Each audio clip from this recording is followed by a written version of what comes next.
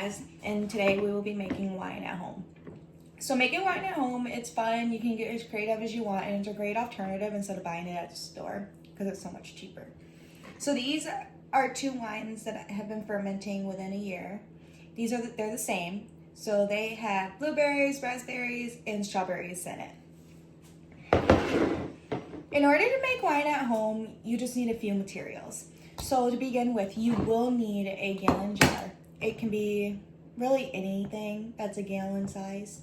You can use a bucket. Just make sure it has a lid to it and that the lid does have a little circle for the airlock that will go in it. And then you will need the airlock. So right here, I have a cork with a hole in it and then the airlock that I had got off Amazon. That just goes right in here, and then that will go into the gallon container during fermentation time. Next, you will need a siphon. So if you don't have a siphon, you can do it the old-fashioned way with just a tube. And then this is very optional. But I have an alcohol tester because I wanted to test a percentage of my wine. So this is nice, and I did get this off Amazon as well. You just put a squirt right here, and then it tells you how much alcohol your wine has. Completely optional. This is not required because most alcohol that you make this way will have at least 4% of wine. The ones right here that have been fermenting for a year, these actually have 5% when I last tested it. So wine is really just made up of three things: yeast, sugar, and then the fruit of your choice. You can use a white grape to make a white wine, and this is when you're gonna get creative, so you can do any mixture that you want.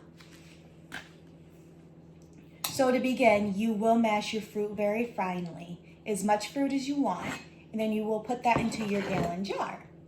You will use 1 teaspoon of yeast for each gallon. So if you wanna make a bigger batch, you just make sure you're doing that amount, so 1 teaspoon per gallon. And then this is where people think it gets a lot, because you will use 3 pounds of sugar per gallon. This is gonna activate with the yeast, and that's gonna be what causes it to ferment. So after you mix all that up, you can either, to fill it the rest of the way up, you don't want it to go any further than like right here. Don't go up the stem. You can use water, you can use grape juice, you can use apple juice, you can use apple cider, whatever juice of your choice or water. Fill it up the rest of the way. Then you will, after that, you'll mix it up. Then you will do the airlock. So right here, I have the cork with the hole. If you're doing the balloon, this is where you would place the balloon around the seal, poke the holes, and then seal it with a rubber band.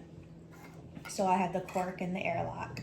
So I got this off Amazon, and it's just a little airlock. So during fermentation, it's gonna start bubbling up because the yeast is activating with the sugar to create the alcohol mixture. And with that, it's combining with the fruit to get that flavor. So it's gonna start bubbling up. It's gonna get very, very messy when it starts to come out. So you're gonna want something around it to keep it from making a mess, or put it in an area that you don't care. After you mix this and put the airlock on, you will place it into a dark, cool area for up to 2 weeks during the first fermentation. You will mix that every 2 to 3 days, place it back in there, and after 2 weeks, don't mix it once you take it out after the 2 weeks. Don't mix it. Leave it how it is, because the fermentation should be done, so there's no more bubbles coming up out of here. It should just be back flat right here, and you're gonna see some gunk. Don't be discouraged by that gunk. That's good gunk. You want that, especially the stuff at the bottom.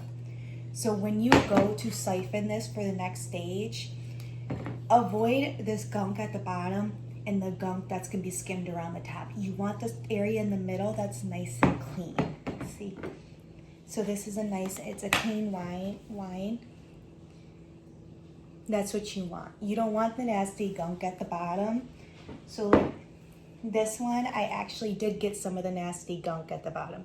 So you can see it like floating around in there, which that's okay if you do. That's perfectly fine. So you're gonna siphon that up, and you're gonna siphon it into a clean container. This is when you're gonna wanna place them into portions that you want. So it's gonna be multiple containers, or if you want it in another big gallon, that's perfectly fine. Just make sure you avoid the gunk when you're siphoning. So then you're just gonna seal that up, and you're gonna just place that in a cool dark area for as long as you want. That's the second stage of fermentation. So while that is fermenting, just wait.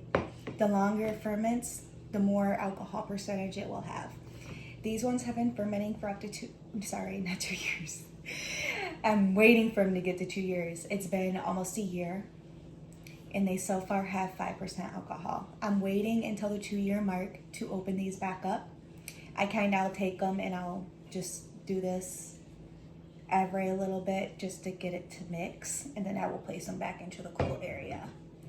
So this is a fun alternative to making it at the store, and it's a great gift to give family, and it's fun. It's a great hobby to pick up, and it's very, very simple. So, thank you.